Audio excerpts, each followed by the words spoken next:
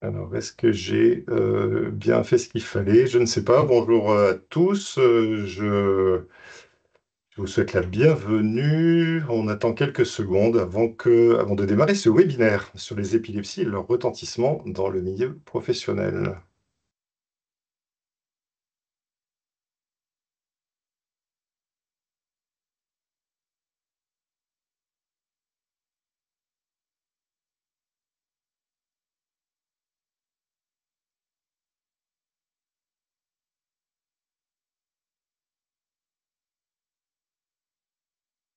Eh bien, Quentin et Laurent et Quentin, je vous propose peut-être de commencer ce webinaire.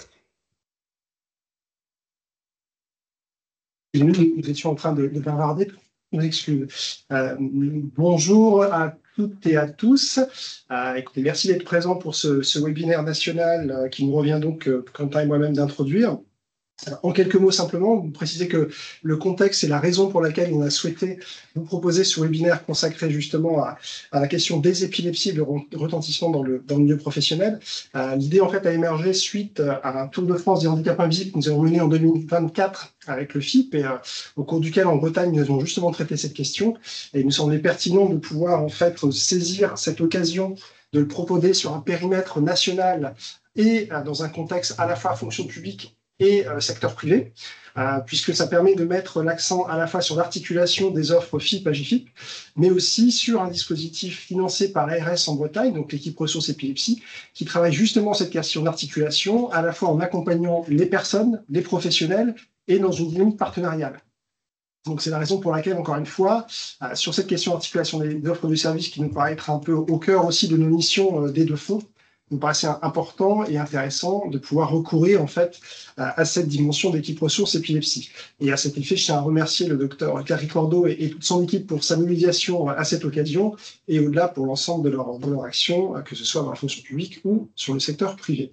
Je laisse la parole à Quentin. Vous remercier de votre présence à toutes et tous, parce que ce qu'on voulait faire avec Laurent Félix, c'est aussi une logique d'articulation entre le réseau des référents handicap dans la fonction publique et puis dans le secteur privé, parce qu'on pense que ce qu'on anime chacun de notre côté est complémentaire et peut servir à l'ensemble des référents handicap que vous êtes et vous permet de partager entre vous.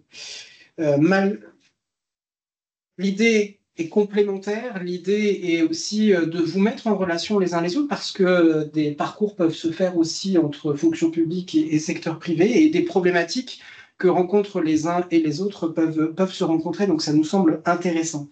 Un autre élément aussi qui nous apparaissait important, c'est que ce webinaire est donc national, il part de la Bretagne, mais il est aussi dans une volonté de s'intégrer dans des outils à la main des territoires. Notre objet est d'être en appui de la loi plein emploi qui vise à ce que les entreprises, les employeurs puissent bénéficier des outils qui vont bien pour favoriser l'emploi et le maintien dans l'emploi des personnes handicapées dans les différentes structures. Et donc, c'est ce qu'on essaie de faire ensemble, AGFIP et FIP, et on espère que cet après-midi vous sera très utile à vous, référents handicap, sur cette thématique. Merci beaucoup pour cette introduction. Je vous propose sans délai de rentrer dans le vif du sujet. Alors, en fait, l'idée de ce webinaire, c'est qu'on essaye de le rendre autant que possible, même si vous êtes nombreux, déjà 187, interactif. Et donc, l'interactivité, on va la rendre possible grâce, si vous arrivez à vous connecter, grâce à ce QR code, alors qui a priori n'est pas Klaxoon, mais qui est WooClap. Il y a peut-être, on a tergiversé pour savoir quel outil, mais je pense qu'avec le QR code, vous arriverez normalement sur WooClap. Et donc, vous aurez un certain nombre de questions qui vous seront posées et qui nous donneront l'occasion de voir ce que les uns et les autres savent sur le sujet, ou en tout cas aussi vos interrogations potentiellement à travers l'onglet questions-réponses que vous avez en haut à peu près au centre sans doute de votre écran. Voilà, mais écoutez, moi aussi j'ai le plaisir de refaire un deuxième tour avec l'équipe ressources épilepsie, puisque nous avions eu l'occasion de le faire à Rennes, en Bretagne, il y a quelques mois, sur le thème justement des épilepsies.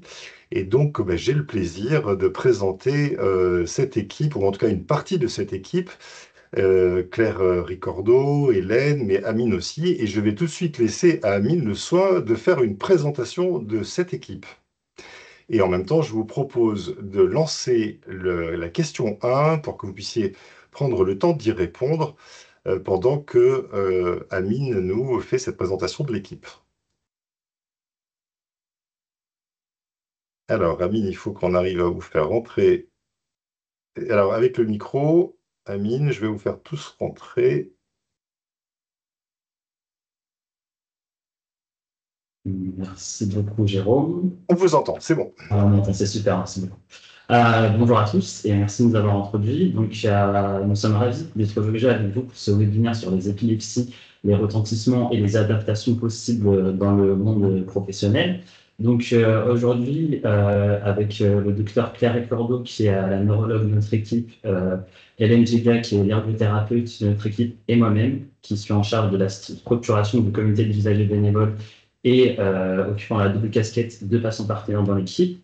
Nous allons vous présenter l'équipe. Donc, nous sommes une équipe de professionnels et de personnes concernées par une épilepsie, des patients partenaires ou experts. Donc, nous sommes l'équipe ressources épilepsie Bretagne. Notre équipe est opérationnelle. Elle est constituée d'une neurologue chargée de mission, d'une infirmière chargée de mission, d'une ergothérapeute, d'une travailleuse sociale, d'une psychologue, d'une assistante de coordination, d'une neurologue et d'un comité d'usagers bénévoles dont le fonctionnement innovant permet d'identifier, construire et animer des actions en lien avec les besoins primaires liés à l'épilepsie. Nous proposons aussi une aide à l'évaluation des besoins avec une épilepsie pour les personnes concernées, leurs proches et les professionnels. Nous proposons des actions en lien avec les besoins. Cela peut être des ateliers individuels ou collectifs pour mieux comprendre l'épilepsie et ses retentissements. On peut aller jusqu'à des ateliers autour des droits, autour de la mobilité ou de la prévention.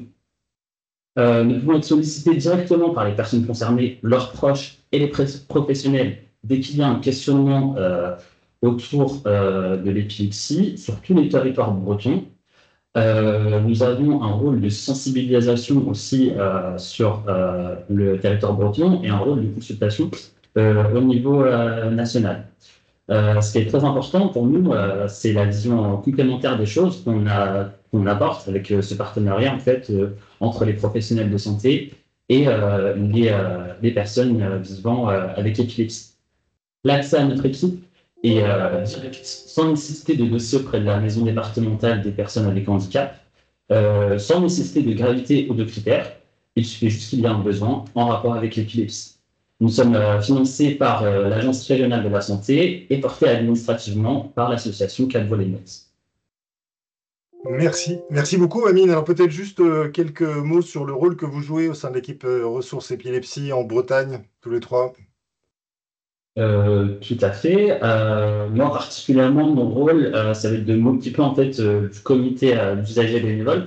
Donc, comme je l'ai dit, ce sont des personnes concernées qui vont venir identifier les besoins les plus importants. Et ensuite, on va vraiment s'inscrire dans la démarche en fait du partenariat en santé pour construire des ateliers, des actions, des sensibilisations et les animer. Le but, c'est vraiment que les personnes avec épilepsie soient acteurs et de pouvoir créer une véritable communauté autour de ce handicap. Et d'ailleurs, pour ce webinaire, on tient à remercier toutes les personnes qui ont répondu à nos questionnaires que nous avons réalisés, que ce soit du côté des professionnels. Je crois qu'on a eu un peu plus de 300 réponses, ce qui est énorme, nous tenons à vous remercier. Et nous avons aussi réalisé un questionnaire pour les personnes vivant avec épilepsie. Nous avons eu 69 réponses à travers toute la France. Et ça a été beaucoup relayé grâce à nos réseaux sociaux, mais surtout grâce à l'association Épilepsie France que nous tenons à remercier. Eh bien, excellente transition, puisqu'on parle de questionnaire, pour faire passer maintenant l'image du nuage de mots. Alors, quand on parle épilepsie, visiblement, on parle de crise. Alors, c'est un peu petit pour moi, mais je vois quand même pas mal d'autres mots, fatigue, convulsion, absence. Docteur Claire Ricordo, peut-être un commentaire sur ce nuage de mots. Oui, est-ce que vous m'entendez bien là? Bonjour à tous. Je sais pas, je Bonjour, on suis vous pas dans entend les. bien. On vous Si, entend c'est bon, très parfaitement. bien. Oui. Donc oui, pour l'idée est vraiment de partir des représentations que vous avez et de pouvoir vous apporter le plus de réponses possibles et des éléments très concrets.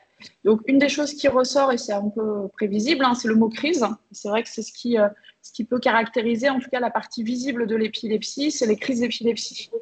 Donc on va pouvoir vous présenter un peu plus précisément des éléments sur les épilepsies, mais aussi sur les conséquences qu'il peut y avoir et de ne pas réduire l'épilepsie à uniquement les crises d'épilepsie. Ça va être tout l'enjeu de ce webinaire avec vous.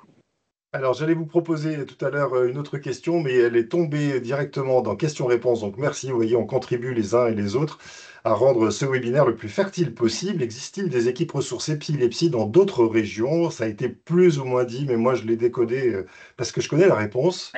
Docteur Claire Ricordo, peut-être? Oui, nous sommes vraiment un projet pilote. Nous avons le soutien de l'ARS Bretagne qui nous a pérennisé sur notre fonctionnement d'équipe ressources épilepsie vraiment hybride, professionnels de santé et patients partenaires.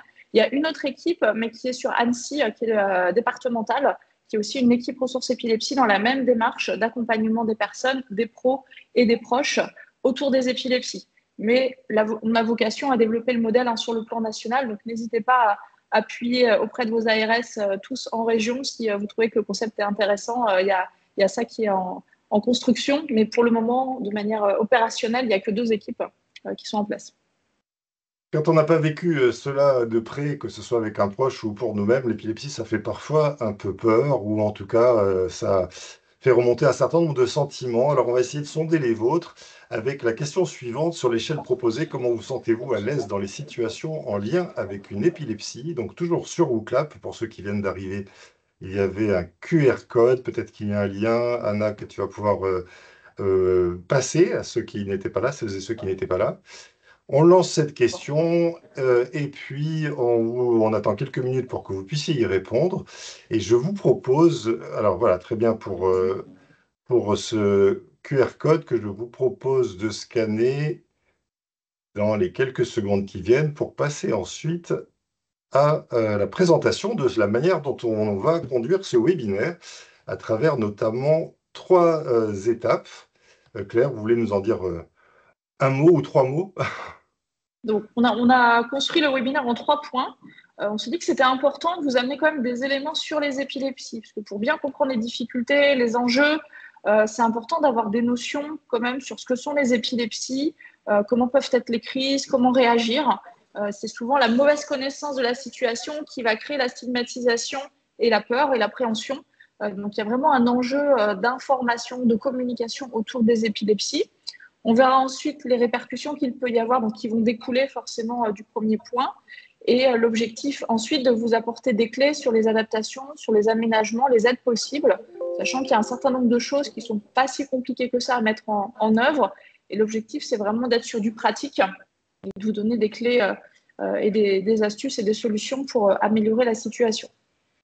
Parfait. Alors, avant de commencer sur les éléments rapides sur les épilepsies, c'est-à-dire en quelque sorte un peu les fondamentaux qu'il faut sans doute retenir pour être un tout petit peu préparé, peut-être qu'Anna, nous avons déjà les résultats de la deuxième question et que tu peux nous les partager. Parfait. Alors, est-ce qu'il y a des surprises pour vous, Claire? Donc, 46% disent c'est pénible et éprouvant. Si on regarde dans l'ordre, le deuxième, c'est que c'est supportable malgré tout, puis très pénible, confortable, à l'aise, facile. Alors Qu'est-ce oui, non, que... c'est pas surprenant que la plupart des personnes ne se sentent pas confortables. et pas à l'aise, en maîtrise dans cette situation-là. C'est ce qui pose très souvent les difficultés. Et ce qui justifie encore plus le fait qu'on vous propose un webinaire, c'est le constat que le milieu professionnel n'est pas à l'aise, mais plus globalement, personne n'est à l'aise en fait, sur le grand public, sur le milieu de la scolarité. Enfin, c'est pas du tout uniquement dû au milieu de l'emploi.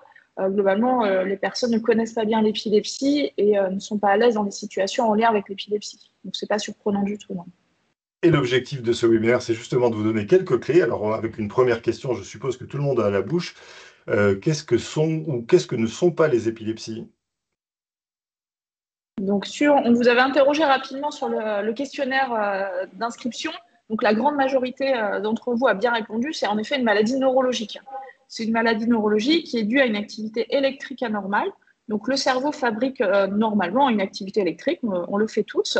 Par contre, parfois, il peut y avoir une activité excessive qui est due à une hyperexcitation du cerveau et qui va faire que le cerveau va fabriquer de l'électricité. Et ça va se traduire par une crise, donc des signes cliniques. Donc, la crise d'épilepsie, c'est à la fois une anomalie électrique et en même temps des signes cliniques. Il y a deux grandes catégories d'épilepsie. Il y a l'épilepsie généralisée. Donc, c'est quand tout le cerveau se met à faire de l'électricité anormale. Donc là, on va faire un type de crise particulier dont la plus connue sont les crises tonico-cloniques. Là, on peut tomber, devenir raide, avoir des convulsions. Ça dure moins d'1 minute, mais ça peut paraître impressionnant. Et après, une phase de récupération. Donc ça, on va revoir ça un peu plus tard. C'est ce que tout le monde a en tête quand on parle d'épilepsie. Mais ce n'est vraiment pas la majorité des crises d'épilepsie. 30% des personnes, on va dire, ont une épilepsie généralisée. Par contre, il y a des épilepsies partielles où c'est un endroit du cerveau qui va faire une crise d'épilepsie. Donc, selon la zone qui va être hyperstimulée et qui va se mettre à fonctionner toute seule alors qu'elle ne devrait pas, le corps va du coup être commandé de manière anormale. Donc, si c'est une zone motrice qui va être stimulée de manière anormale, par exemple, c'est le bras qui va se mettre à bouger tout seul. Si c'est une zone visuelle, on peut avoir des hallucinations visuelles, des choses visuelles. Si c'est des zones sur les circuits de la mémoire, on peut avoir une impression de déjà vu, voire de jamais vu, ce qui peut être un peu surprenant.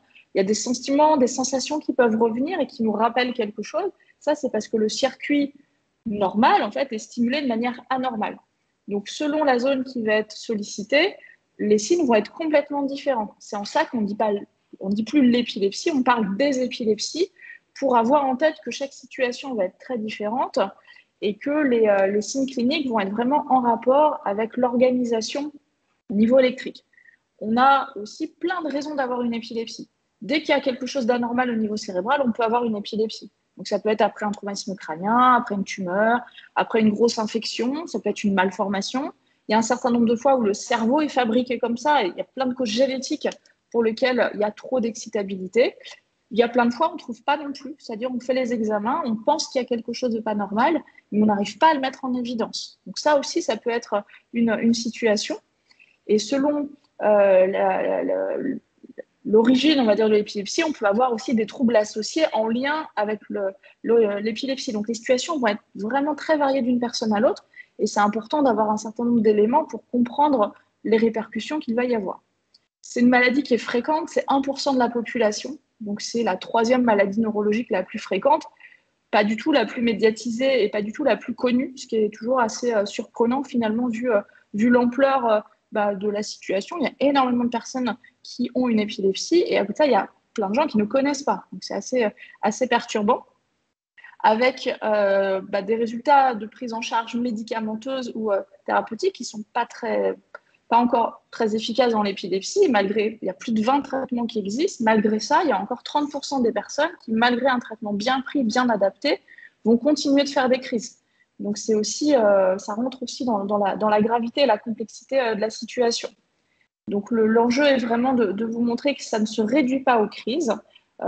Il faut prendre en compte les répercussions et notamment le risque de faire des crises, qui est un peu toujours là dans un coin de la tête quand on a une épilepsie.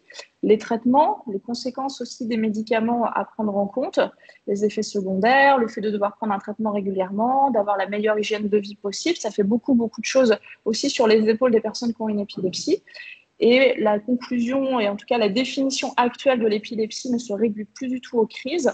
On parle vraiment donc, de pathologie cérébrale, donc c'est une maladie neurologique, ça on le sait, mais c'est le fait de faire des crises et avoir le risque d'en faire, mais aussi avec les conséquences que ça va avoir sur le plan cognitif, sur le plan du comportement, psychologique et social.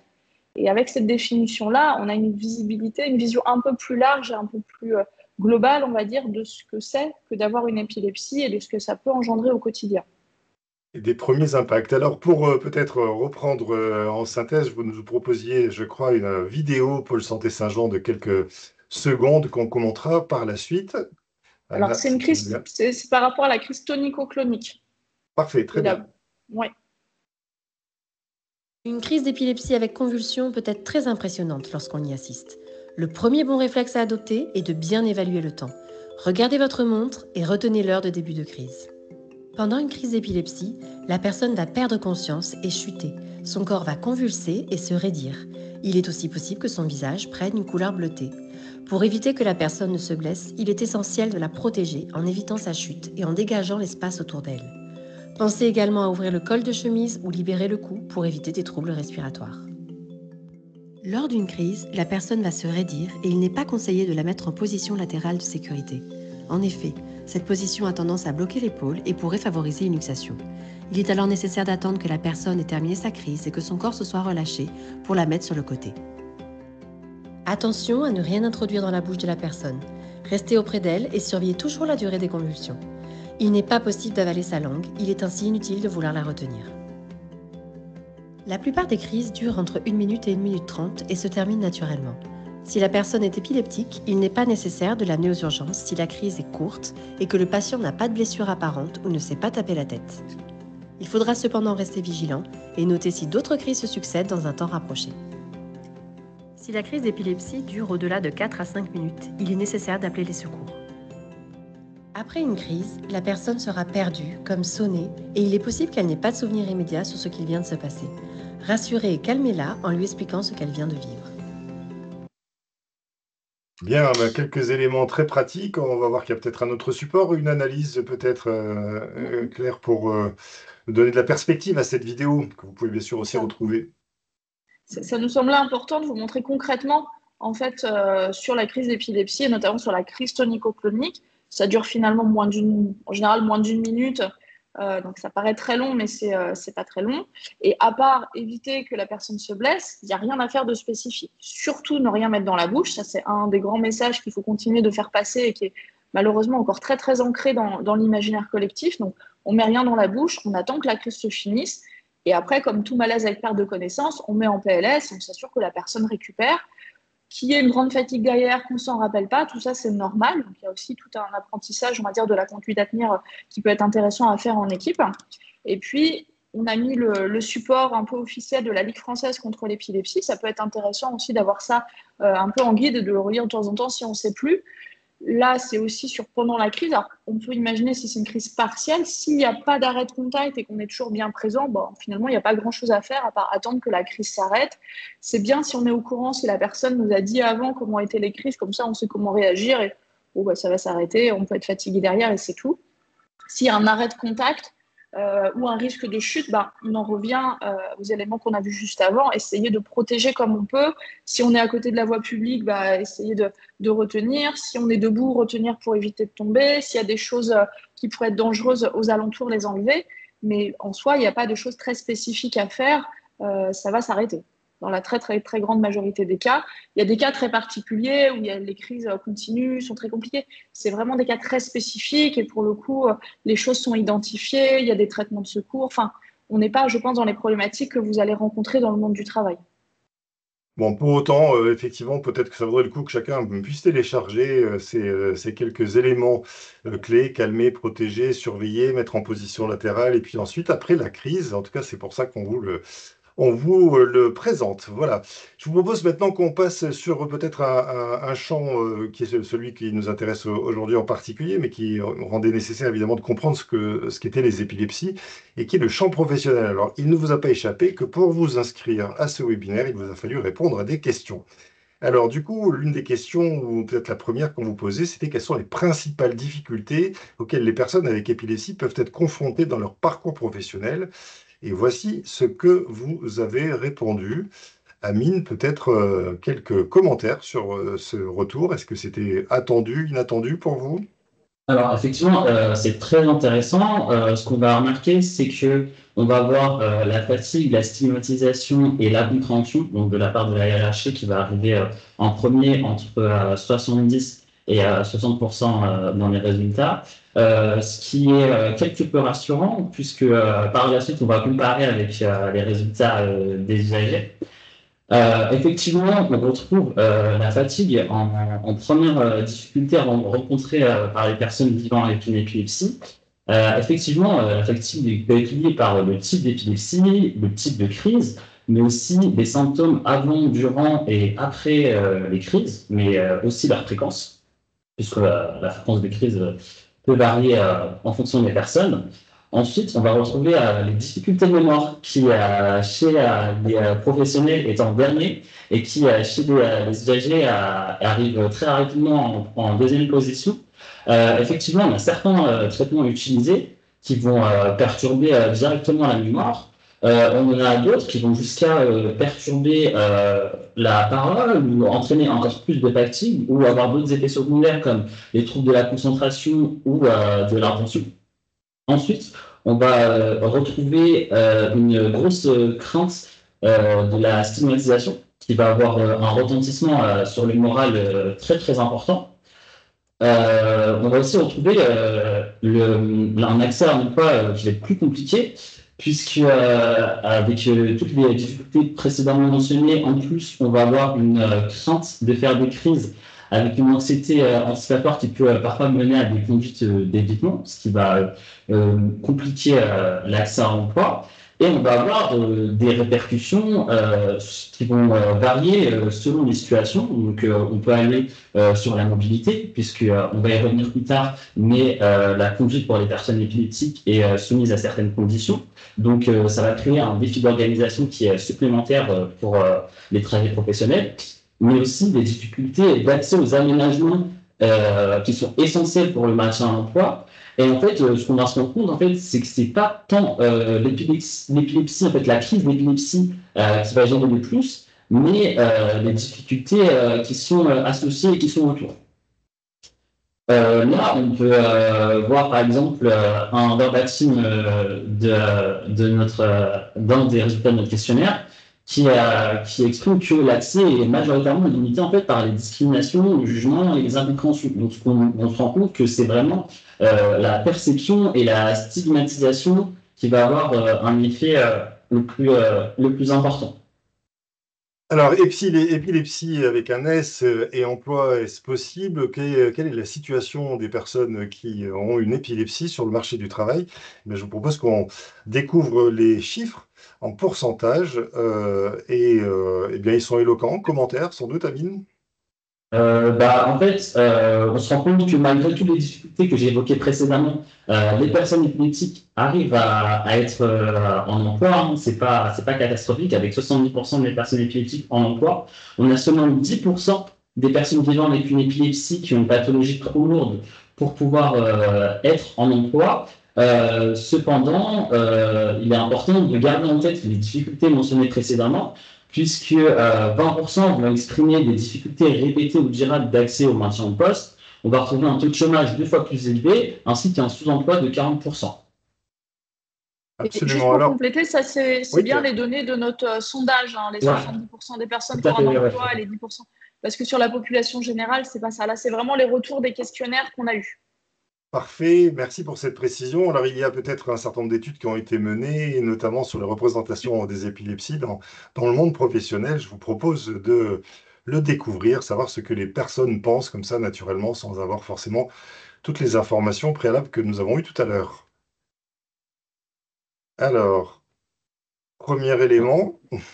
Exactement, on se rend compte en fait que le maintien en poste est d'autant plus compliqué quand les représentations des personnes vivant avec une épilepsie sont stigmatisantes. On va souvent retrouver dans l'entourage des personnes vivant avec une épilepsie le conseil de ne pas parler de son épilepsie à son employeur. Ce qu'on va retrouver aussi, c'est que les collègues de travail vont avoir une anxiété plus forte, en fait, une crainte de travailler avec un collègue qui est épileptique, comparé à d'autres pathologies comme la dépression ou la sclérose en plaques, alors que la gravité reste similaire. Et en fait, va y avoir des représentations qui sont totalement erronées parmi les employeurs, comme un absentéisme plus élevé, un taux d'accident du travail lui aussi plus élevé, ou des répercussions économiques pour la structure. Ce qui en fait est totalement faux et été prouvé par le rapport européen crise d'épilepsie, accident du travail et motifs de démission chez les personnes épileptiques, paru en 2020. Alors, puisqu'on parle d'idées reçues, en fait, quelles sont les idées reçues les plus fréquentes qu'on peut rencontrer?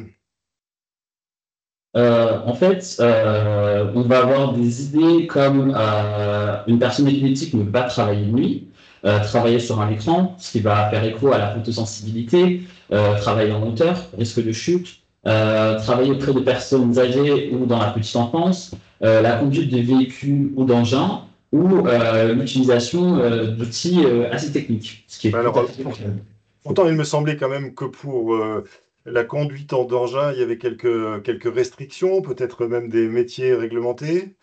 Claire? exactement.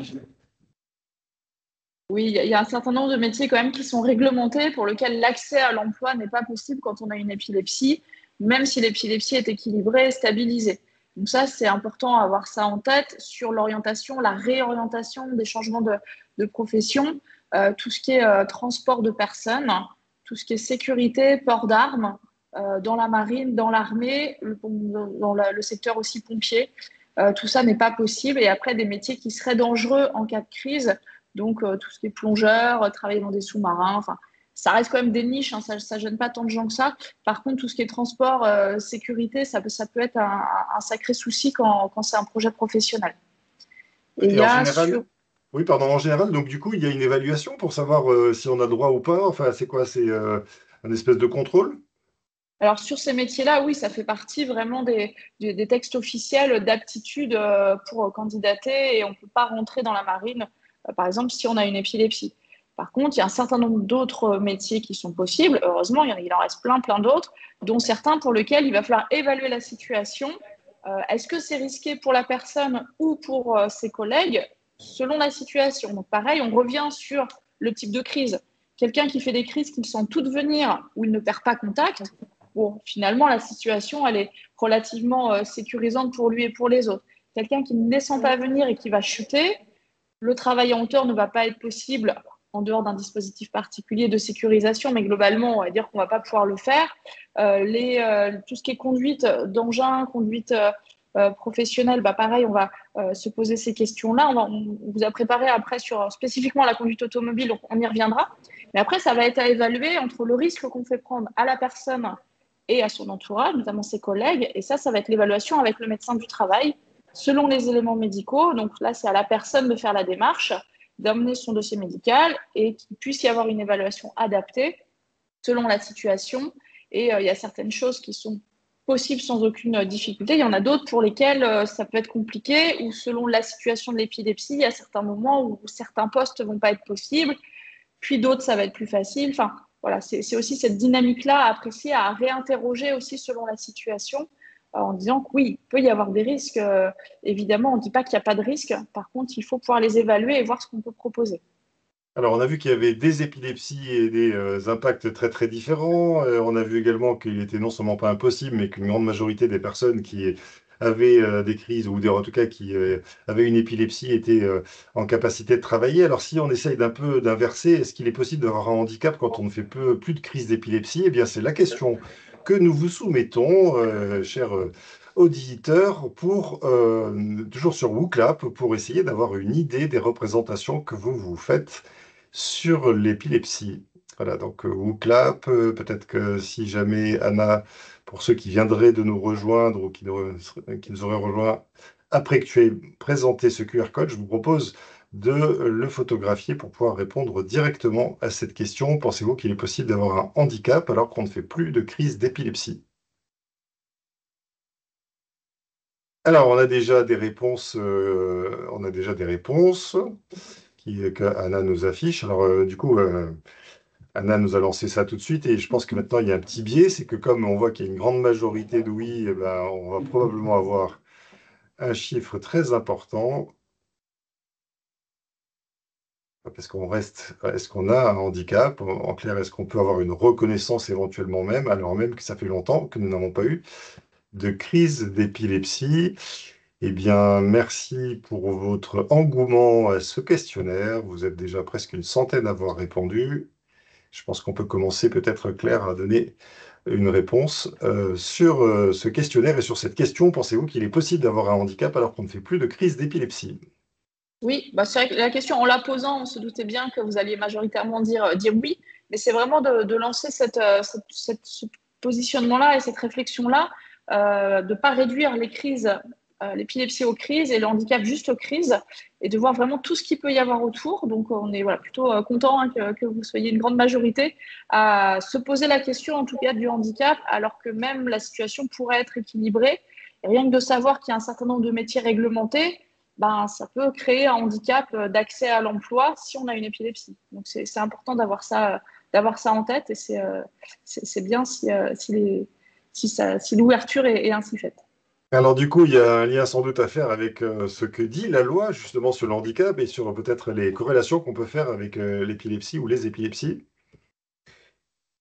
Exactement, puisqu'en fait, tout simplement, c'est intéressant de revenir sur la notion de handicap. Je pense que vous connaissez très bien, mais bon, une speaker de rappel, ça fait du mal à personne. L'article L114 de la loi de 2005 nous dit que constitue un handicap toute limitation d'activité ou de restriction de participation à la vie en société subie dans son environnement par une personne en raison d'une altération substantielle, durable ou définitive, d'une ou plusieurs fonctions physiques, sensorielles, mentales, cognitives, psychiques, d'un trouble handicap ou d'un trouble de santé invalidant. Donc, on va se rendre compte qu'en fait, l'épilepsie rentre totalement dans ce cadre-là, puisque au-delà des crises d'épilepsie, on va avoir tous les troubles, les difficultés associées qui vont rentrer effectivement dans ce critère de limitation et de restriction d'activité. C'est ce qu'on va retrouver d'ailleurs juste après dans... Alors oui, peut-être juste pour l'introduire, c'est vrai qu'on a souvent tendance à s'interroger sur faut-il qu'on parle de son handicap, il y a le secret médical, etc. Alors qu'est-ce que disent justement ces personnes concernées que vous avez interrogées, je crois, Amine? Alors, on a des réponses assez partagées, mais dans la majorité des cas, ce sont des personnes qui nous ont répondu, qui sont assez à l'aise avec leur handicap pour en parler. Donc, on va avoir des personnes qui vont en parler pour justifier leurs difficultés cognitives ou de fatigabilité à cause des traitements. On va aussi avoir des personnes qui vont en parler puisque ça va nécessiter en fait un aménagement un total aménagement du poste de travail ou du mandat à mission. Et d'autres personnes qui vont en parler, puisqu'en fait, il y a parfois un manque de compréhension de la part de leurs collègues ou de leur hiérarchie. Et en fait, je trouve que ce dernier témoignage qui est en bas, j'aurais eu besoin d'un accompagnement professionnel, de compréhension de la hiérarchie des collègues face aux difficultés sur le terrain, fatigabilité, troubles cognitifs, mémoire, organisation, planification, repérage, temps et espace, et un assez bon résumé de tout ce qu'on a dit précédemment, puisque en fait, l'épilepsie, ça se limite pas du tout aux crises.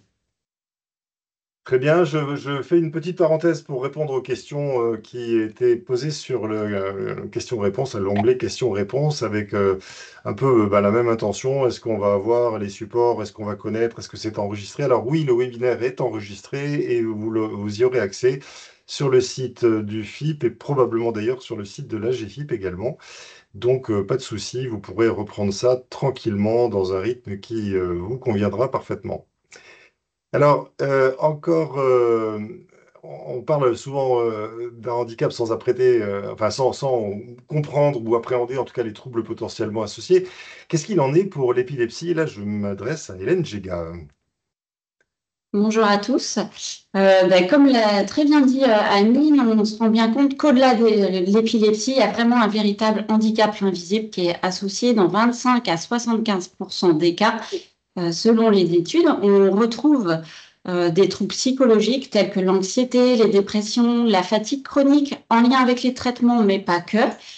On retrouve également d'autres formes de handicap invisible tout aussi gênants, les TND, donc qui incluent le TDAH, le trouble du spectre de l'autisme, le trouble de l'opposition, les différents dys et le trouble du développement de la coordination.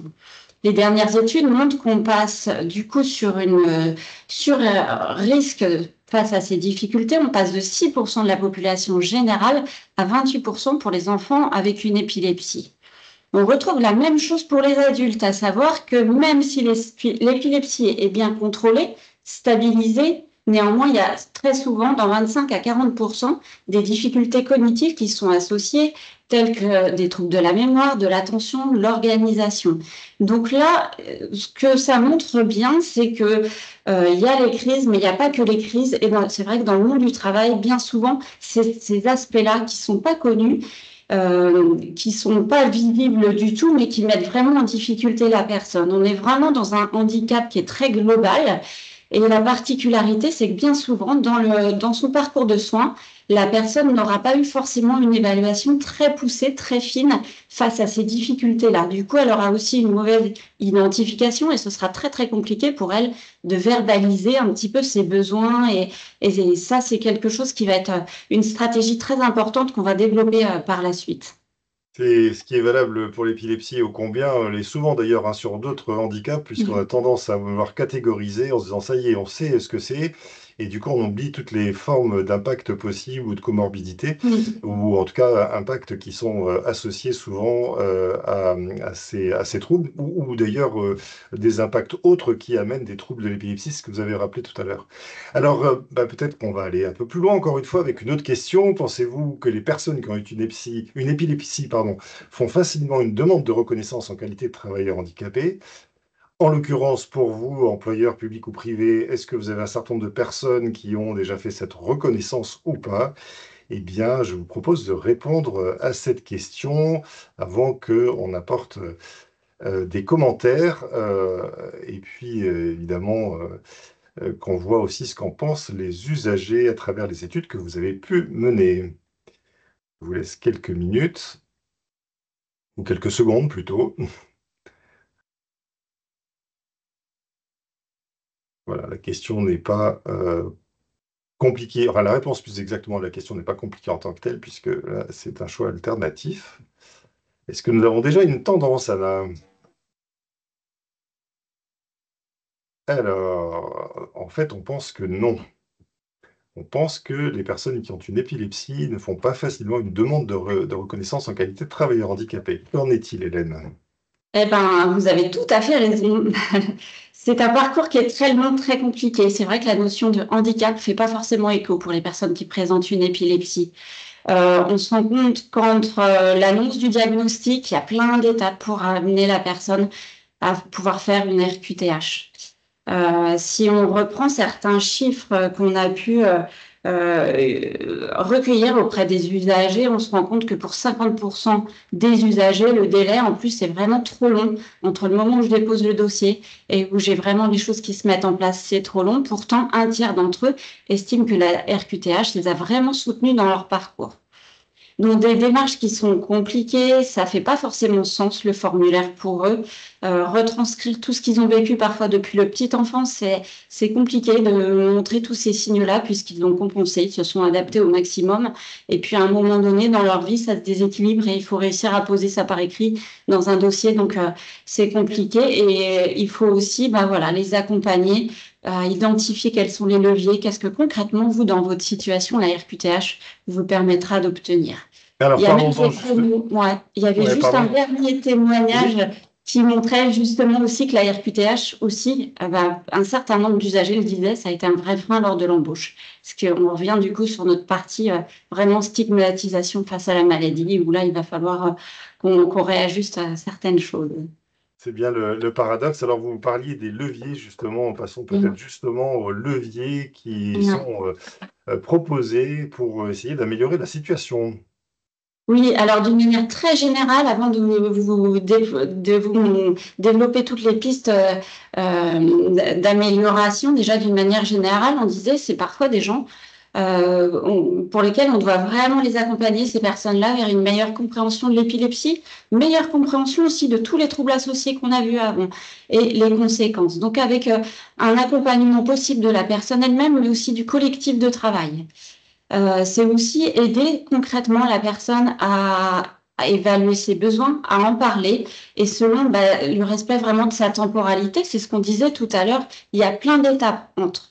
Il faut parfois plusieurs années à la personne pour pouvoir réussir à mettre en place ça et que ça fasse sens pour elle dans sa situation. Et puis, l'accompagnement de la personne à faire une demande de RQTH, c'est un élément qui est essentiel. Donc, tout ça, c'est les bases, en fait, de notre accompagnement. Et on va le voir que ça peut se développer autour de plein d'objectifs différents et d'actions différentes. Vous avez raison de rappeler l'importance de l'accompagnement pour laisser malgré tout dans le temps qui est celui de la personne, laisser aussi les phases qu'on qualifie souvent de deuil se réaliser et puis pouvoir prendre conscience qu'il y a des parcours qui vont peut-être se construire autrement. Merci pour ça. Alors, vous avez aussi sondé très régulièrement, parce que ça fait partie aussi, bien sûr, de votre mission dans l'équipe ressources épilepsie. Donc, les usagers, ils en pensent quoi de ces améliorations dont ils ont besoin? Alors, oui, si on part sur des pistes vraiment très concrètes, là maintenant, sur leurs besoins, déjà le premier besoin, comme on vous a expliqué tout à l'heure, c'est vraiment réussir à mieux gérer son énergie. Donc là, il y a une grosse demande, comment on peut adapter le monde du travail pour que j'ai moins de signes de fatigue et moins de gêne autour de ça. Donc, il y a des situations très concrètes, vous allez voir, des pistes qui sont facilement adaptables. C'est déjà se poser la question, quels sont les besoins de la personne en termes de fatigue? Parfois, le traitement du matin peut être compliqué et peut générer beaucoup de fatigue. Donc, ça peut être décaler un petit peu les horaires de prise de poste, alléger les journées, définir avec la personne si ce serait plutôt un jour de pause qui serait nécessaire. Donc, vraiment définir avec elle les amplitudes horaires. Tout à l'heure, on se questionnait face aux idées reçues sur les astreintes, le travail de nuit. Alors oui, c'est des choses qui sont possibles. Peut-être qu'il va falloir pour cette personne-là réussir à organiser un temps de récupération supplémentaire lorsqu'il y aura une astreinte, lorsqu'il y aura un travail de nuit. Ensuite, ça peut être aussi mobiliser des jours de télétravail. Et là, c'est très intéressant de pouvoir le faire sur des jours variables. C'est-à-dire que si la personne se sent fatiguée, s'il y a une crise, pouvoir se mettre dans le cas d'une crise en télétravail le jour ou même quelques jours après va faciliter le fait qu'elle se ressente moins fatiguée et qu'elle récupère plus rapidement. Ensuite, il y a toutes les stratégies qu'on connaît aussi dans d'autres pathologies, faire en sorte qu'il y ait moins de stimulation dans l'environnement du travail, avoir un bureau calme, un casque anti-bruit, définir un espace de retour au calme, de pause régulière. Donc, toutes ces stratégies-là permettent d'avoir une organisation meilleure du temps du travail et surtout à la personne de durer plus confortablement sur son poste. Donc ça, c'est des stratégies qui sont bénéfiques pour tous, puisqu'il ne s'agit pas de faire moins travailler la personne, mais de trouver une organisation plus favorable pour faire toutes les tâches qu'elle est amenée à faire dans sa journée de travail. Ouais, donc on voit l'impact des épilepsies sur l'énergie, hein, qui a vraiment à prendre en compte, c'est ce que vous soulignez en premier lieu. Alors, il y a aussi des impacts qui favorisent peut-être des crises et qu'il faut essayer d'éviter, notamment, je crois, le stress. Exactement, Jérôme. C'est vrai qu'on le disait tout à l'heure, le stress est un facteur qu'on retrouve chez beaucoup de personnes épileptiques comme facteur favorisant. Et on sait combien parfois l'environnement de travail peut être stressant par manque de connaissances par rapport à la maladie, par manque d'informations. Donc si on regarde le sondage, on voit bien qu'il y a déjà plusieurs leviers qui ressortent. Dans 43%, il y a la crainte de la stigmatisation, 34% l'incompréhension de la hiérarchie, et puis pour 26%, le stress en lien avec des crises qui peuvent être difficiles à gérer. Donc, nous, l'accompagnement qu'on identifie, c'est déjà accompagner la personne à parler de son épilepsie, définir ses besoins, sensibiliser les équipes à la gestion de la crise. Ça veut dire expliquer tout ce qu'on a pu reprendre comme élément tout à l'heure et puis aussi aller plus loin concrètement, mettre un protocole de gestion de crise sur le lieu de travail, définir si c'est nécessaire un lieu de stockage de traitement. Donc on voit bien que là, en informant le collectif de travail, on rassure et puis on se rend compte qu'en fait, c'est un environnement qui est beaucoup plus serein pour la personne qui a une épilepsie, mais aussi pour le collectif de travail. Et puis, vous avez parlé de tous les troubles associés qui pouvaient naître de l'épilepsie ou qui pouvaient être préalables, mais pour lesquels on découvrait aussi des épilepsies. Alors, comment peut-on améliorer aussi ces situations de travail qui ne sont pas d'ailleurs forcément propres uniquement aux épilepsies, sans doute? Non, tout à fait. Donc ça, c'est aussi intéressant de faire ce constat-là, en fait, par le fait qu'il y ait une mauvaise évaluation dans le parcours de soins va faire en sorte qu'en fait, vous allez voir tout ce qu'on va développer ensemble. En fait, ça fait sens sur les TND, sur l'accompagnement quand il y a des problématiques de neuro. C'est des choses qui vont vous faire sens au référent handicap sur ce qu'on peut mettre en place. Donc effectivement, on voit bien que pour 56%, réussir à mieux gérer les troubles associés, attention, lésique, organisation, l'anxiété anticipatoire, ça va être des stratégies qui vont favoriser le maintien en poste de la personne. Donc nous, notre rôle, ça va être de rendre vraiment visible tout ce handicap invisible qui met en difficulté la personne. Donc réussir à bien identifier les besoins, mais ça parfois ça peut être un peu compliqué. On peut d'ailleurs avoir recours à des évaluations psychologiques ou neuropsychologiques pour mieux comprendre un petit peu, avoir une photo des forces et des faiblesses de la personne. Et puis bien sûr aussi sensibiliser les collègues de travail, leur apporter vraiment des clés de compréhension. Si on est obligé de dire 2-3 fois la même chose ou de proposer les choses différemment, c'est pas que le collègue n'est pas attentif, n'est pas intéressé, c'est qu'il y a des vrais troubles attentionnels.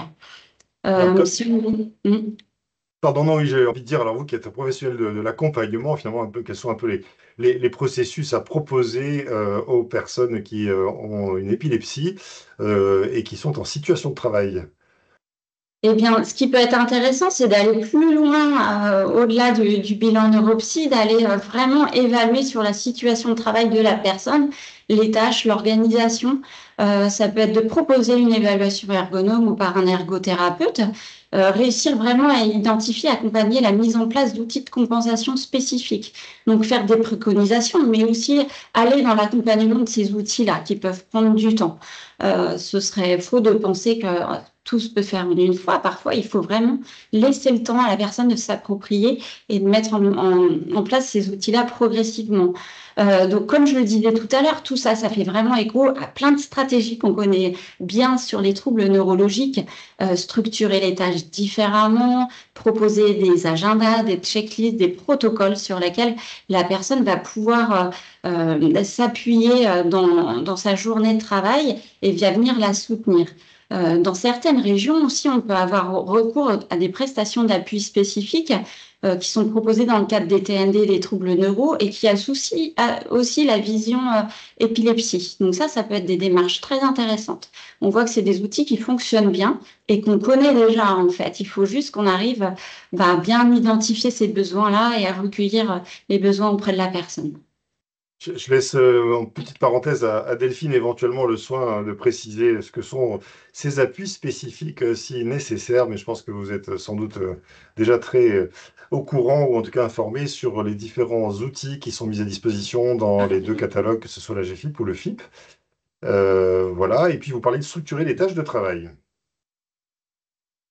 Oui, tout à fait. Du coup, par l'intermédiaire vraiment de protocoles, d'agenda, de définir toutes les priorités et de structurer parfois aussi voilà, toutes les informations qui peuvent reposer sur du verbal, s'appuyer sur des traces écrites qui peuvent être aidantes et soutenantes.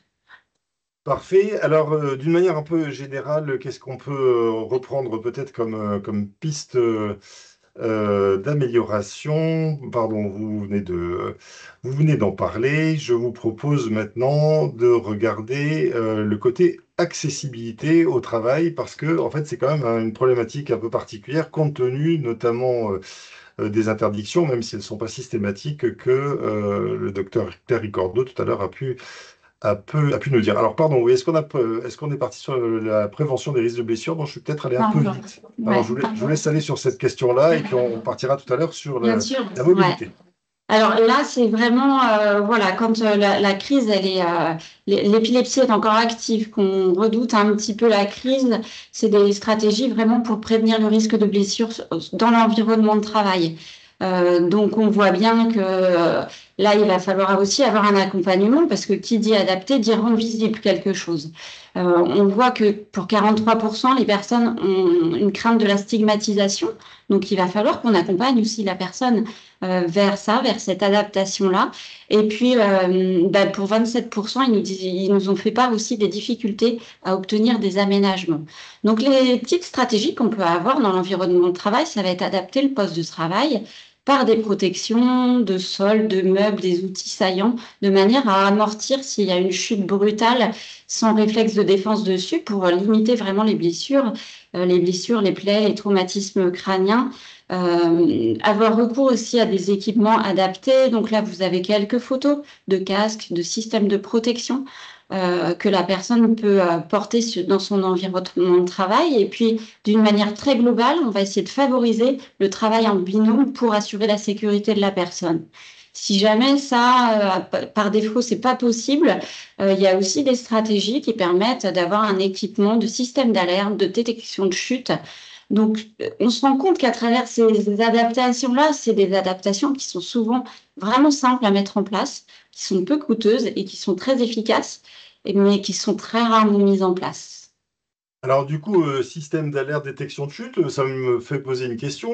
Est-ce que les personnes qui ont des crises d'épilepsie et qui en ont déjà eu au moins une, les voient venir ou pourraient éventuellement détecter des signaux qui leur permettraient, par exemple, de se doter des casques de protection ou d'en parler à son binôme?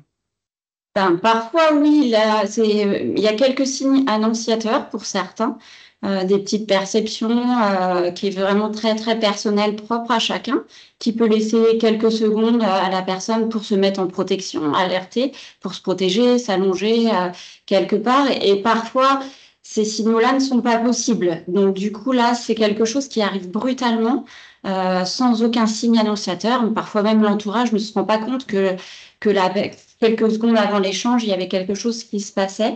Donc ça peut être des stratégies. Et puis après, c'est aussi définir les facteurs favorisants. Si par exemple, il y a de la fatigue, si la personne se sent fatiguée parce qu'on a passé une mauvaise nuit, ben, peut-être que là, toutes les adaptations, on va essayer de les mettre en place sur ces jours-là.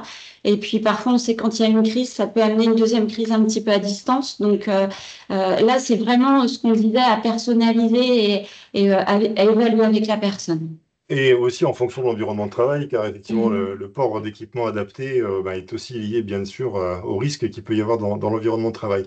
Alors, on parlait tout à l'heure, en tout cas, vous avez évoqué à plusieurs reprises la conduite. Je me souviens que lors de notre Tour de France, on l'avait assez largement évoqué, parce que ça fait partie, pour ceux qui avaient rencontré des cas d'épilepsie, ça faisait partie des contraintes un peu fortes, voilà, mais en même temps pas incontournables. Qu'en est-il aujourd'hui, justement, du coup, des solutions qui pourraient être apportées pour faciliter l'accès au travail et en l'occurrence en termes de mobilité? Oui, vous avez tout à fait raison. C'est vrai que là, on a vu toutes les stratégies sur le lieu de travail, mais parfois, le premier frein, il commence dès la maison, en fait. Quand la personne, on va vous le développer tout à l'heure, il y a une contre-indication médicale à la conduite, c'est aussi la questionner par rapport à ça, en fait. Comment rendre possible ces transports domicile-travail dans de bonnes conditions? Donc, on voit bien qu'il y a 30% des personnes qu'on a sondées qui ont rencontré des difficultés de mobilité. Donc, parfois, il suffit juste de se poser la question par rapport aux horaires de travail. Est-ce qu'en le décalant, ça permet à la personne d'utiliser du covoiturage, des transports en commun? On a en plus aussi recours à des plateformes de mobilité mobile qui va faire un diagnostic de mobilité avec la personne. Ils ont une très très bonne connaissance du réseau local et parfois il y a des initiatives locales, des communautés de communes, des communes qui ont des services de transport à la demande, des initiatives qui peuvent mettre en place dans le cadre de la vie personnelle, mais également autour des situations de travail. Et puis une autre stratégie, diminuer le nombre de trajets en ayant recours à du télétravail. Et puis le cas échéant, c'est vrai qu'il y a aussi des aides financières au transport, trajet, domicile, travail via la GFIP ou le FIP. Alors bien évidemment, on est au départ en territoire breton puisque le webinaire a été organisé avec vous, mais on a aujourd'hui une audience qui est beaucoup plus large puisqu'on s'adresse à tout le monde. On comprend bien évidemment qu'il y a des situations très différentes qu'on soit dans un contexte très urbanisé, avec notamment des transports en commun ou pas. Et n'oublions pas évidemment les millions de personnes qui prennent un véhicule, ou en tout cas qui utilisent un transport individuel. Et donc, évidemment, pour eux, eh bien, l'importance des alternatives possibles à la conduite que vous venez d'évoquer est vraiment capitale. Peut-être que la slide suivante nous donnera une idée de ce que un territoire comme la région Bretagne, ou le département 35 d'ailleurs plus précisément, essaye de mettre en place. Peut-être quelques commentaires, Hélène? Oui, on a fait ces cartes-là parce qu'on s'est rendu compte que c'est vrai, tous les petits points représentent une initiative, une alternative à la conduite. Et c'est des infos qui sont un petit peu compliquées à trouver et parfois ne sont pas forcément connues. Donc, on a recensé ces différents dispositifs. Ça a pris beaucoup de temps, mais on voit bien qu'il y a des solutions qui existent. Donc, on a recensé sur tout le territoire breton et on a eu envie de les communiquer pour que ça permette de faciliter en fait l'accès à ces informations-là. Elles sont disponibles pour ceux qui habitent sur la région de Bretagne et qui seront intéressés sur le site Neurobretagne.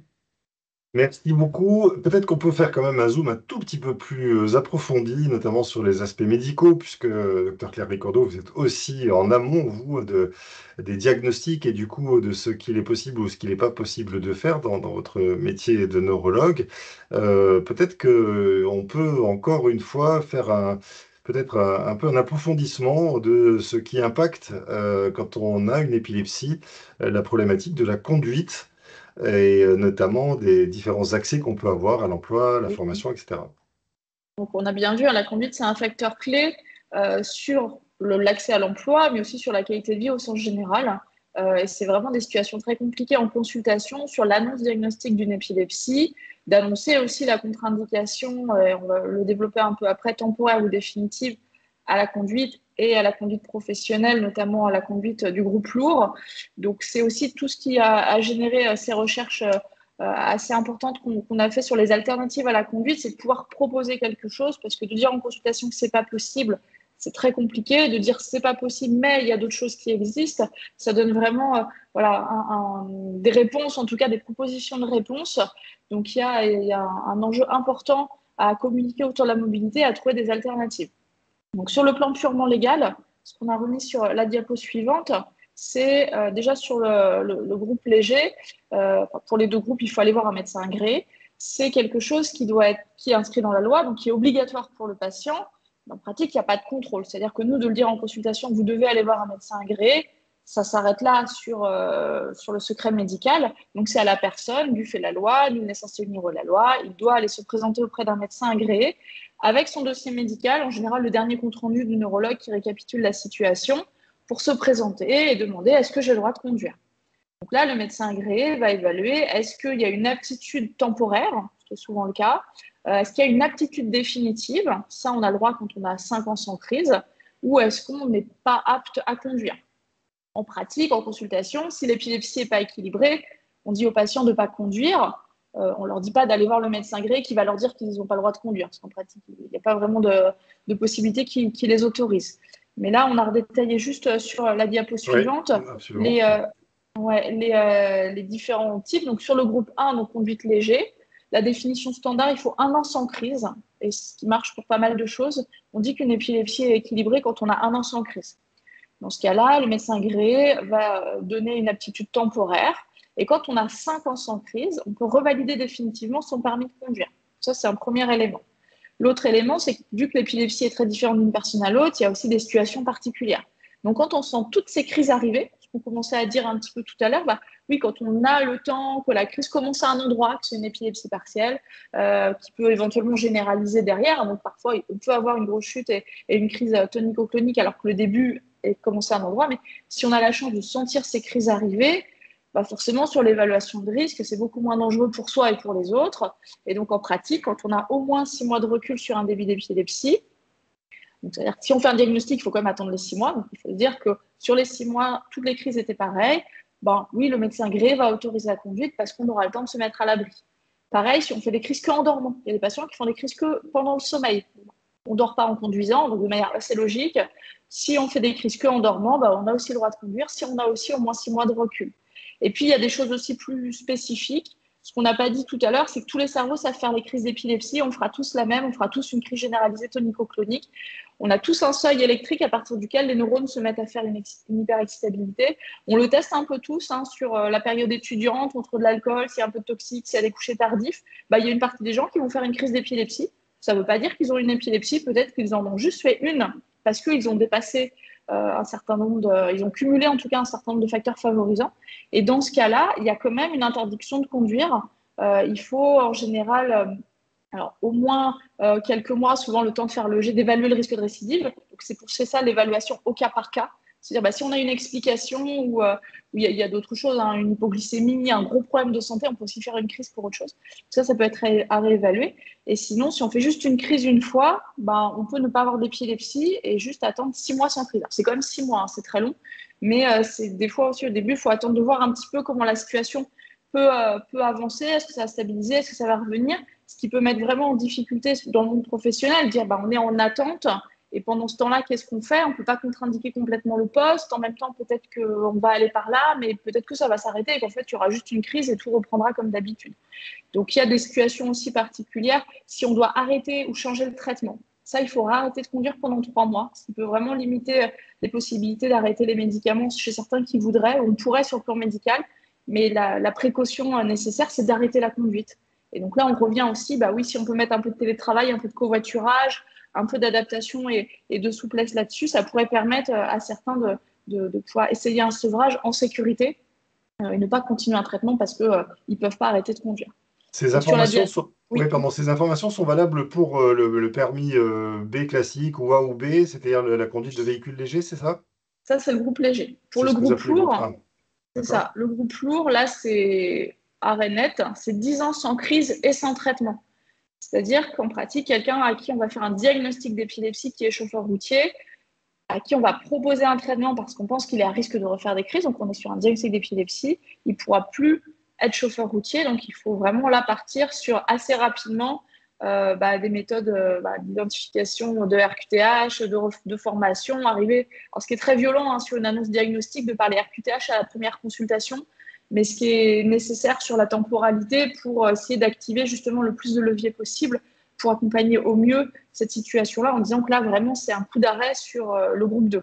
Mais ce qui concerne un certain nombre de personnes quand même, mais voilà, tout ce qui est transport de personnes, transport en commun et poids lourd, dès que c'est l'équivalent du permis lourd. Ce qu'on avait eu comme témoignage d'ailleurs d'un pompier qui avait dû effectivement faire une reconversion, parce que là, pour le coup, c'était un métier qui était incompatible. Je fais une petite parenthèse, Claire, si vous voulez peut-être répondre à cette question, si vous en savez la réponse. Quelqu'un nous dit comment faire lorsque nous ne sommes pas accompagnés par la médecine du travail. Est-ce que la médecine du travail, là, pour le coup, alors bien évidemment, on comprend toute son utilité, notamment en termes de détection, en termes d'orientation, mais quelqu'un qui serait dans un service qui aurait peut-être détecté, identifié, discuté avec un agent ou un salarié une crise d'épilepsie ou des crises d'épilepsie, comment éventuellement, si ce n'est en contour, mais qu'est-ce qu'on peut conseiller? Alors, déjà avec le neurologue en direct sur justement la situation et de pouvoir évaluer au mieux les possibilités sur le poste, de répondre à toutes les questions sur le plan purement médical. Déjà, il y a ce premier point qui est important. Et après, selon la situation, alors c'est-à-dire quelqu'un qui n'est pas en emploi et du coup qui n'a pas de médecine du travail, ça, c'est les autres pistes à part la médecine du travail? Ça peut être les deux. Ça peut être, vous savez, aujourd'hui, il y a des pénuries, hélas, très importantes en médecine du travail. Donc, il y a peut-être des territoires qui ne sont pas suffisamment accompagnés, pour lesquels les rendez-vous sont un peu compliqués. Donc, du coup, voilà, quel conseil donner à quelqu'un qui penserait naturellement, comme c'est le cas pour un certain nombre de situations de handicap, à la médecine du travail, mais qui n'en aurait pas accès? D'accord. Après, sur le plan social, c'est aussi de pouvoir être accompagné, de solliciter le centre social de proximité, le CCAS, le CEDAS, aussi d'avoir un avis, on va dire, de ressources disponibles. Peut-être qu'Hélène a plus d'idées que moi parce que ça va être plus peut-être aussi rappeler qu'en fait, on peut aussi demander, on n'est pas obligé d'attendre les délais de rendez-vous médecin du travail. Parfois, les personnes n'osent pas ou ne le savent pas, qu'elles peuvent être aussi à l'initiative de ces rendez-vous-là. Je ne sais pas si c'est le cas, mais de se dire que les visites peuvent être demandées par le salarié lui-même sur des situations comme celle-ci. On peut imaginer qu'il y a une épilepsie qui serait active ou quelque chose, ou et qui a besoin de refaire ce point. Et cette évaluation-là est possible et la demande de rendez-vous est possible en fait. D'accord, moi j'espère que ça répond à votre question, Madame Gaëlle Chrétien. Alors je vous propose qu'on aille un tout petit peu plus loin avant de terminer ce chapitre sur l'épilepsie ou les épilepsies et la conduite, pour peut-être préciser quels sont les types notamment dans l'accès à la formation, les types de formation qui a priori ne sont pas très compatibles avec le fait d'avoir une épilepsie. On a élargi sur la conduite d'engin, la conduite de véhicule, donc le CACES qui est octroyé par le médecin du travail. En pratique, le repère de dire un an sans crise, c'est équilibré, c'est le repère qu'on applique un petit peu à tout, sur toutes les conduites d'engin, sur le poste, sur la hauteur, sur tout ça. Un an, c'est un bon repère. Après, ça dépend évidemment des situations et on revient à si on sent ces crises venir, si voilà, forcément les situations peuvent être un peu différentes. Tout ce qui est aviation, on revient sur le groupe lourd, donc là c'est 10 ans sans crise, sans traitement. Et puis les choses un peu entre les deux, la voiture sans permis, le scooter, le vélo, il n'y a pas de texte parce qu'il n'y a pas de permis. En tout cas, on ne passe pas voir un médecin agréé. Par contre, logiquement, quelqu'un qui a une épilepsie très active, qui fait énormément de crises, qui tombe beaucoup, on va avoir tendance à lui déconseiller le vélo. Moi, la voiture sans permis, je mets pareil que la voiture avec permis. Enfin, on fait tout ça. On dit aussi c'est un an sans crise. On est sur la voie publique, enfin, sur la gravité et la responsabilité qu'il y a derrière. Sur le vélo, c'est plus entre les deux parce que forcément, la gravité, elle va être moindre. Elle existe toujours, mais plutôt pour la personne elle-même. Ça dépend après de plein de choses. Ça dépend s'ils sont sur la route, si c'est sécurisé avec une voie cyclable à distance, voilà, si c'est milieu urbain, milieu campagne, la distance qu'il y a à faire en vélo. Et puis le type de crise qu'on a. Il y a aussi plein de personnes qui de toute façon ont peur de faire des crises et qui vont d'emblée ne pas vouloir aussi utiliser ces moyens de transport. Donc ça, pareil, c'est vraiment un peu de bon sens, on va dire, sur les situations et à chaque fois se dire est-ce que c'est dangereux pour moi ou pour les autres si je fais une crise dans telle situation. Donc la réponse est vraiment à discuter ensemble et notamment en consultation avec le neurologue. C'est des questions qui sont tout à fait pertinentes à l'échange. Alors, il ne vous avait pas échappé quand vous avez répondu au questionnaire qu'il y avait de fait sur la conduite un sujet, et on vient de l'aborder longuement. Merci beaucoup pour toutes ces précisions. Mais il y a aussi des questions qui ont été, enfin plus exactement des interrogations ou des réponses qui ont été apportées sur la sensibilité à la lumière au travail. Alors, qu'en est-il? Alors ça, on l'a rajouté justement parce que certains ont posé la question. Et c'est en effet une idée reçue assez importante de dire que dès qu'on a une épilepsie, on ne peut pas aller voir en concert, on ne peut pas aller voir même, on travaille sur écran. Donc globalement, c'est très très peu de personnes qui ont une vraie photosensibilité, donc vraiment de l'activité électrique anormale déclenchée par les stimulations lumineuses. Ça existe, hein, mais c'est très peu de personnes. En général, on le sait quand on l'a, parce que pour le coup, il y a vraiment un inconfort et c'est plutôt des gens qui ont tendance aussi à faire des cris généralisés avec des sursauts. Et voilà, c'est un cadre particulier. En pratique, les nouveaux écrans, il y a assez peu de gêne. Enfin, on est gêné sur le travail sur écran parce que ça va entraîner de la fatigue, des troubles attentionnels, beaucoup plus que ça, que vraiment l'écran en lui-même par rapport à l'épilepsie. Après, sur les choses un peu plus spécifiques, Hélène avait remis sur le plan vraiment très pratique, entre les distances, le choix de l'écran, les réglages d'écran.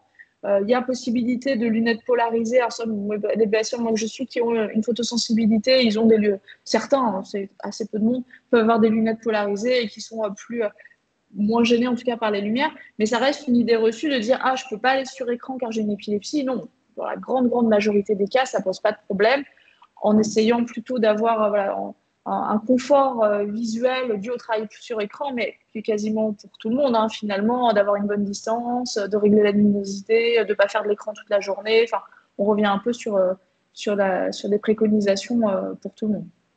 À vous entendre, j'ai quand même le sentiment qu'on se retrouve aussi dans une situation qu'on connaît bien avec les différents types de handicap, c'est qu'il existe plein de formes et de variétés différentes, et ça renvoie peut-être à la question que Betty Apavou nous pose, ou nous a posée il y a quelques minutes, est-ce que dans la majorité des cas, il est possible d'identifier plus ou moins les éléments déclencheurs propres aux personnes souffrant d'une épilepsie? Je ne sais pas si voilà, ma première partie de phrase laisse supposer que c'est peut-être un peu compliqué, qu'il vaut mieux s'adresser à un spécialiste. Qu'en pensez-vous, Claire? Pour repérer soi-même ces facteurs de... Non. Alors non, ça serait Ah oui. plutôt, j'en sais rien Quels sont comment. les Enfin, facteurs favorisants des crises? oui, est-ce qu'il y aurait éventuellement une espèce de grille qui permettrait de se dire, tiens, cette personne risque peut-être de souffrir d'épilepsie. Moi, j'ai le sentiment que quand il y a crise, au moins, c'est relativement peut-être évident, mais qu'il y a plein Ah, d'autres impacts qui alors sont. c'est-à-dire le risque de faire des crises quand on a une épilepsie connue ou le risque de développer une épilepsie? Non, ici, ce qui est pointé, ce sont les éléments déclencheurs propres aux personnes souffrant d'une épilepsie. C'est un peu la question que je vous avais posée tout à l'heure, hein. C'est quels sont les signaux éventuellement avant-coureurs qui permettraient de pouvoir identifier que la personne va faire, enfin, en tout cas que la personne souffre d'épilepsie. C'est même pas la crise, là, en l'occurrence, qui est pointée. Alors, enfin, du coup, je comprends pas bien la question. Parce que sur le type de crise, oui, certains ont des signes avant, enfin, c'est pas des signes avant-coureurs, c'est que leur crise commence et du coup, ils sentent que la crise débute. Mais ça, c'est quand on a une épilepsie partielle. Dans l'épilepsie généralisée, il y a parfois une petite sensation de ne pas être bien, mais qui en général ne laisse pas trop le temps de se mettre à l'abri. Et après, le diagnostic d'épilepsie est un diagnostic. On a des éléments diagnostiques, on n'a pas évidemment détaillé sur le plan médical, mais c'est une démarche clinique et d'examen complémentaire pour définir si on a une épilepsie. Et les facteurs de risque d'avoir une épilepsie, on en revient aux causes des épilepsies. Donc oui, d'avoir eu une grosse infection cérébrale et un risque d'avoir une épilepsie, d'avoir eu un traumatisme crânien et un risque d'épilepsie, d'avoir une maladie génétique, certaines sont à risque d'épilepsie, d'avoir un trouble du neurodéveloppement, on est à risque d'avoir d'épilepsie. Enfin, je ne sais pas si c'est la question. Oui, tout Et à fait. ouais. Et après, sur les facteurs de risque de faire des crises d'épilepsie quand on a une épilepsie, c'est tout ce qu'on essaye là de voir à contourner, c'est tout ce qui est hygiène de vie, les toxiques, bien prendre les médicaments, se reposer, euh, éviter les facteurs favorisants et certains médicaments.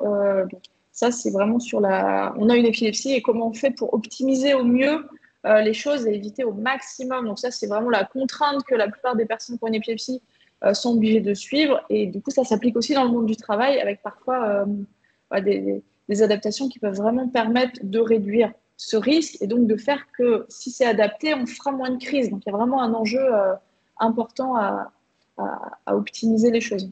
Ok, parfait. Alors, il y a pas mal de contributions et donc qui sont déjà des réponses à des questions qui sont posées. Donc, je suis passé peut-être sur certaines d'entre elles, mais j'ai l'impression que ça n'appelait pas forcément de votre part une réponse. Par contre, il y a une information qui est posée sous forme de question. Quid des casques de réalité virtuelle de plus en plus utilisés en formation professionnelle? Alors, ça, en pratique, il faut demander à la personne, hein. Je pense qu'il y en a plein pour qui ça ne gêne pas. Quelqu'un qui est très, très sensible et qui va être gêné par les défilements, par différentes choses, il va le dire. Il suffit de demander. Il n'y a pas comme ça de contre-indication formelle. Je suis pas sûre qu'il y ait d'études qui a été faite là-dessus, mais en bon sens, quand on demande à la personne, et puis même si elle essaye et qu'elle ne se sent pas à l'aise, elle l'enlève, quoi. Mais, je ne pense pas qu'il y ait plus d'inquiétude que ça à avoir, en tout cas, ou d'idées. Comme souvent, il y a rarement des choses noires ou blanches, quoi. Alors, sauf sur des métiers réglementés, la conduite.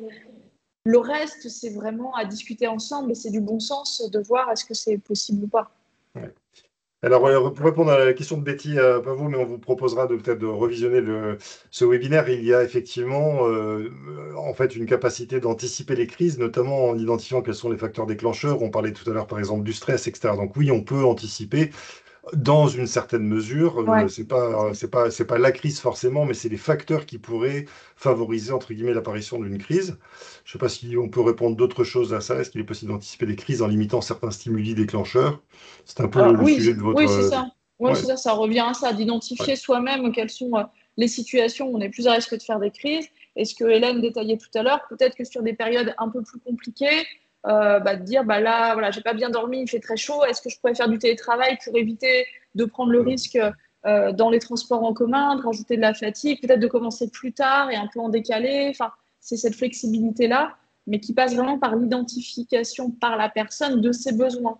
C'est ça qui peut être compliqué. C'est de pouvoir, si on dit à tout le monde, bah, quels sont vos besoins, en fait, c'est un sacré travail de pouvoir avoir ce recul et cette connaissance de soi-même pour dire cette situation m'est favorable parce qu'il y a tel truc, ou au contraire, ça c'est compliqué et comment on peut le résoudre. Donc ça nécessite vraiment des deux côtés et aussi peut-être de faire des propositions spontanées dans le monde du travail. Ça pourrait être aussi hyper intéressant de pouvoir dire, bah voilà, sur ce qu'on sait pour limiter la fatigue, on pourrait proposer ça, on pourra avoir cette ouverture et cette proposition peut-être d'anticiper, parce que la personne qui a une épilepsie va souvent pas s'autoriser en fait à le demander. Alors, on a une question qui pourrait appeler éventuellement à une réponse via une étude qui existerait, ou éventuellement peut-être un peu plus subjective à partir de votre regard, mais qui n'est pas si subjectif que ça. Est-il courant que les personnes soient en errance médicale sur un temps long avant d'obtenir un diagnostic? Nous dit Marion Gravelier. Alors, ça peut être compliqué à diagnostiquer, notamment sur les épilepsies partielles. Moi, j'ai des patients qui font des crises partielles depuis 10 ans et finalement, soit qu'on en parlait rapidement, mais les gens ne connaissaient pas bien, et même dans le milieu médical et aux urgences, aux médecines générales, l'épilepsie n'est pas forcément très bien connue et il y a des présentations qui peuvent être compliquées. Donc oui, comme plein de maladies, il peut y avoir un retard diagnostique. Et il faut y penser. En tout cas, c'est l'ambition aussi qu'on a de former le plus possible dans toutes les sphères, on va dire, et notamment de formation des professionnels de santé, à chaque fois d'avoir le réflexe de se poser la question, est-ce que ça peut être une épilepsie? Parce que vu la variabilité des types de crises, des conséquences, hein, voilà, tout ça, ça peut être très compliqué. Il y a un certain nombre, mais un peu comme toutes les maladies, enfin, je pense qu'elles sont toutes un peu, elles peuvent être toutes compliquées à diagnostiquer. Et l'épilepsie particulièrement sur la mauvaise connaissance. Alors, une question qui vous concerne encore, Claire, pour le côté médical. Est-ce que le diabète peut générer des crises d'épilepsie, même si la personne a un taux de sucre dans le sang stable? Non. Il y a un lien évident entre l'hypoglycémie, qui est très favorisant de crises d'épilepsie sur hypoglycémie. Donc ça, il y a certains patients diabétiques qui font des crises d'épilepsie quand ils sont en hypoglycémie, où là, on revient à une crise provoquée. Du coup, ils n'ont pas une épilepsie. On ne leur met pas de traitement contre l'épilepsie.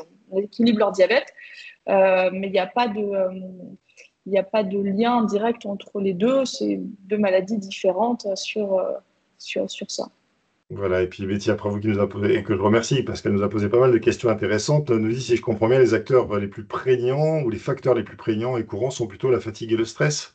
C'est un peu ce qu'on a vu tout à l'heure, il y en a d'autres, mais ceux-là sont a priori assez importants. Vous les avez répétés à plusieurs reprises. Alors, Voilà. oui, après la fatigue, on en avait aussi beaucoup parlé comme conséquence et comme retentissement et difficulté rapportées par les personnes. Mais dans les deux sens à la fois, c'est aussi quelque chose qui peut favoriser les crises. Alors, il est 15h21. Eh bien, écoutez, nous avons essayé de balayer avec l'équipe Ressources Épilepsie qui vraiment s'est prêtée à un jeu extrêmement précis. Et donc, on a essayé de balayer toutes les possibles, voilà, ou les différents impacts en tout cas et leviers possibles pour favoriser l'accueil et le maintien. On est moins rentré dans les mécanismes de l'accueil et du maintien dans l'emploi que vous avez connus, mais on a essayé de traverser malgré tout le parcours professionnel pour des personnes qui ont une épilepsie. Alors je vous propose avec vous maintenant de vérifier par une dernière question où vous en êtes à travers ces précisions qui ont été apportées par l'équipe Ressources Épilepsie avec ce quiz qui apparaît sur l'écran mais que vous allez retrouver dans WooClap. Après ce webinaire, toujours sur la même échelle, comment vous sentez-vous à l'aise dans les situations en lien avec une épilepsie? Voilà, pendant que vous répondez, et parce que même si le cerveau n'est pas capable de faire deux choses en même temps, vous pouvez alternativement passer de l'un à l'autre, je vous propose, peut-être avec l'équipe Ressources Épilepsie, de découvrir quelques ressources complémentaires si vous voulez aller plus loin. Claire, je vous laisse peut-être les présenter. Donc, on a mis les recommandations de la Haute Autorité de Santé sur l'épilepsie en 2020 et 2023, et notamment en 2023, on a participé en tant qu'expert auditionné au travail sur ces recommandations-là, avec tout un développement sur l'accompagnement, sur le parcours d'accompagnement des personnes avec l'épilepsie. Vraiment beaucoup plus large que l'accompagnement médical, et notamment une place pour les équipes ressources d'accompagnement, comme le projet que l'on porte pour essayer de faire du lien entre tout le monde, de décloisonner et vraiment de partir des besoins de la personne et de voir comment on peut l'aider sur toutes les sphères de sa vie. Les schémas nationaux handicap rare, il y a des consultations épilepsie et travail dans un certain nombre d'hôpitaux qui sont accessibles. Et c'est vrai que ceux qui n'ont pas la chance notamment d'avoir d'équipes ressources épilepsie encore, c'est tout à fait intéressant de pouvoir avoir un avis multidisciplinaire autour d'une situation de difficulté en travail.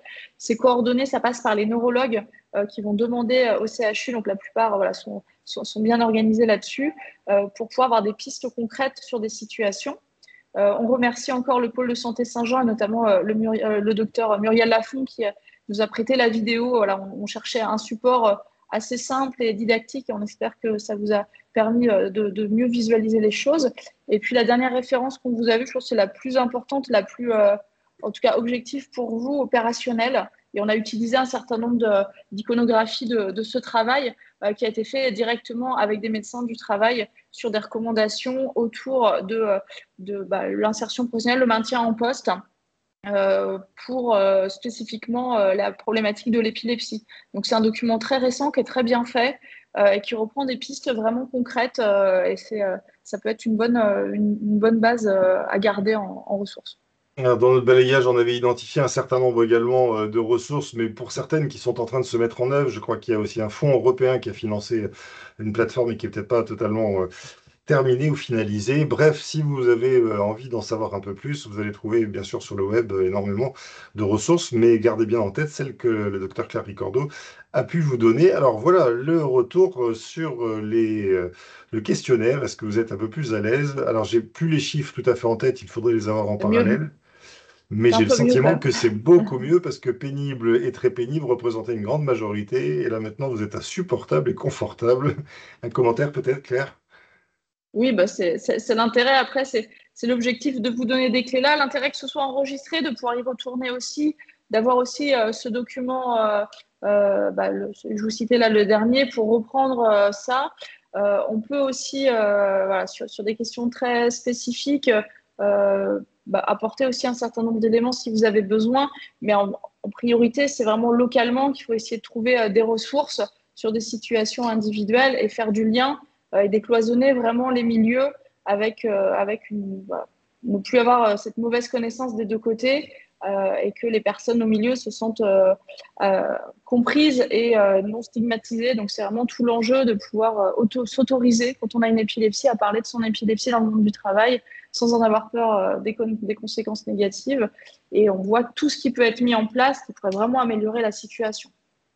Donc Mais c'est notre conclusion, c'est ce qu'on voulait, oui. voilà, en étant très très simple et le plus efficace possible. On pense et on espère vous avoir convaincu qu'il y a vraiment un intérêt à connaître et à mieux comprendre les situations, de sensibiliser les équipes, d'en parler, de soutenir les personnes qui ont une épilepsie et de comprendre que c'est pas forcément simple non plus en se mettant à leur place, d'aller expliquer ce que c'est l'épilepsie, les conséquences qu'il peut y avoir, avoir bien conscience que la RQTH, oui, c'est une possibilité, mais ça peut être compliqué d'en arriver là, d'arriver à faire cette démarche-là, alors qu'on sait que derrière, il peut y avoir des adaptations. Donc, je pense que c'est aussi le rôle des référents handicap de pouvoir dire, alors, s'il y a une épilepsie, peut-être même faire une com, enfin, sur le plan, autoriser les personnes sur les différentes choses possibles. Parce que quand on a une épilepsie, d'ouvrir ça et vraiment que ça devienne quelque chose de plus simple et à expliquer. Et puis qu'il y a un certain nombre d'adaptations possibles, en restant aussi sur des choses que vous connaissez déjà, parce que Hélène détaillait, il y a plein de choses. Je pense que vous êtes dit, ça, c'est pas très compliqué, ça, on sait faire, en fait. Donc oui, il y a plein de choses que vous savez faire. Et les choses très, très spécifiques, ça va être plutôt la sécurisation s'il y a une chute, enfin, ça va être ça. Mais la grande majorité des autres choses, elles sont accessibles pour tout le monde. Donc oui, il peut y avoir des difficultés, mais il y a des solutions possibles et ça vaut le coup de vraiment voilà, se donner les moyens d'en Pencher. trouver, en tout cas, pour améliorer les choses. Claire, Hélène et Amine, merci infiniment de nous avoir fait partager votre expérience, votre connaissance. Je vous propose maintenant le mot de la fin avec Laurent et Quentin, en vous remerciant pour ce qui me concerne de votre participation active et sans doute de votre écoute, même si j'étais peut-être en difficulté de la mesurer précisément. J'ai senti que les questions enrichissaient également le débat, donc je vous en félicite et je vous en remercie.